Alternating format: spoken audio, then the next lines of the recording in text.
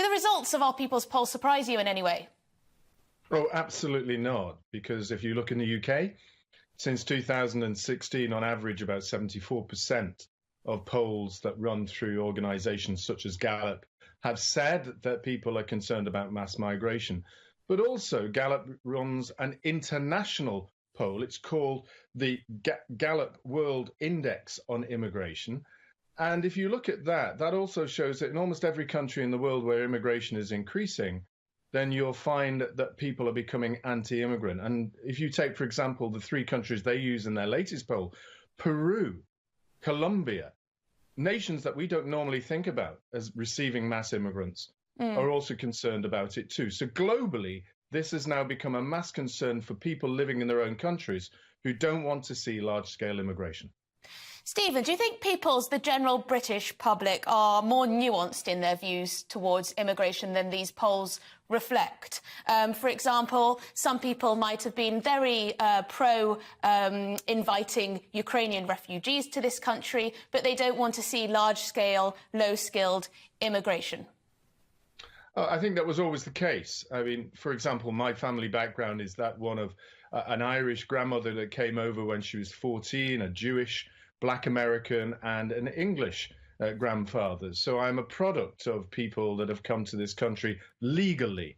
Let's make that absolutely clear. So people believe that if you're a legal migrant that's come to this country, they think that you can share and enjoy the rights of everybody else. The biggest concern are for those that come over to this country illegally. But secondly, there is a deep concern by people, and it's shown in polling consistently, about having mass migration related to work, because we do know it pushes down wages for the poorest in society. And that's never changed. It's across every international research that comes out, and the Bank of England did so on this. The World Bank have done this. So people are quite right to say that we're happy to have people come in, but not when it really impacts low-skilled migration and not when it's illegal. Scarlett, we saw the quite astonishing figures of 1.1 million people coming in 1 year to this country, net migration at over 500,000. Do you think people are overreacting? Do you think there's a lot of xenophobes in this country who just don't want to be liberal to those from outside? No, I think that the figures look quite scary to some people, but if you actually look at what's happening, so over a quarter of them are students, right? So and the reason the numbers are so high is because of COVID, and there are students coming back to do their things. And the thing about students is, one is we're getting the brightest and the best. Two is they mostly go home afterwards, and they go home actually loving this country, which is a really good thing.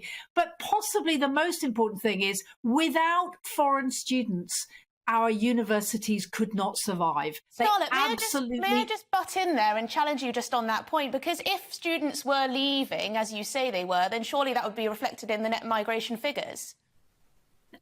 The reason the migration figures are so high this year is because so many students have come back after COVID, right? I mean, they do often leave afterwards, or they get the good jobs, right? Not from British people, but you know, they're going to be qualified. But we have to remember that our universities could not financially survive without foreign students. They just don't get enough money, and foreign students are much more. They pay far more than a domestic student. So that's one.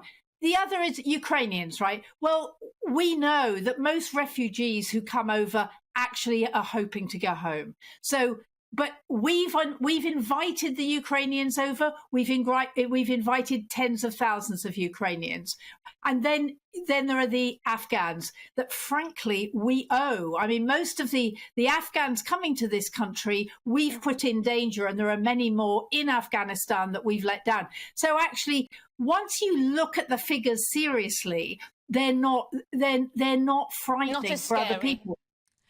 Well, Stephen, I think I must say on the university question, I mean, there's been report after report and anecdotal evidence, certainly, of foreign students essentially getting their visas to join pretty poor quality courses, and then, of course, you are allowed, in a lot of cases, to bring dependents and whatnot.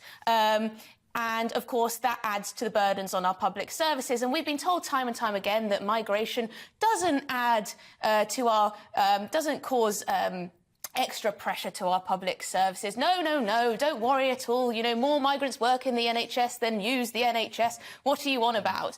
I think that most people see through that now. There must be an impact on our public services. Well, let's just look at, and I will come and address Charlotte in a moment, but since 2010, net migration has introduced 3.28 million people to this country. They are from the EU and the non-EU, and they're exclusive of students, so it doesn't really have an impact from that. What you see with students in the net migration figures is generally there's only in excess of around 30,000 students that stay here that don't remain. So when you're looking at 500,000 people that have come here as net migration this year, the student numbers don't really have any impact on that at all. The big numbers this year were 371,000 people who received work visas, and of course those 178,000 that have come from the Ukraine.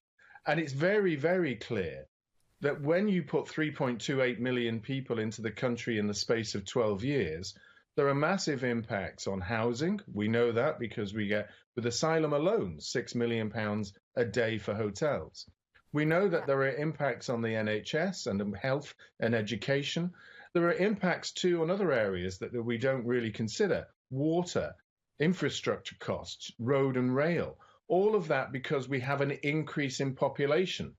And yes, I guess you could argue, Stephen, that our government, that is government failure. Scarlett, very quickly before we sadly have to finish, what do you make of Keir Starmer's new narrative or rhetoric on immigration, the idea that he wants to wean the economy off cheap labour?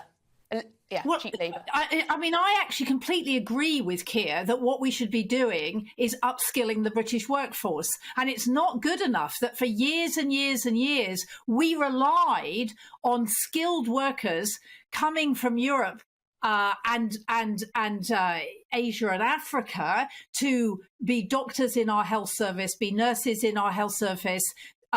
We had Polish people coming over and doing the housing.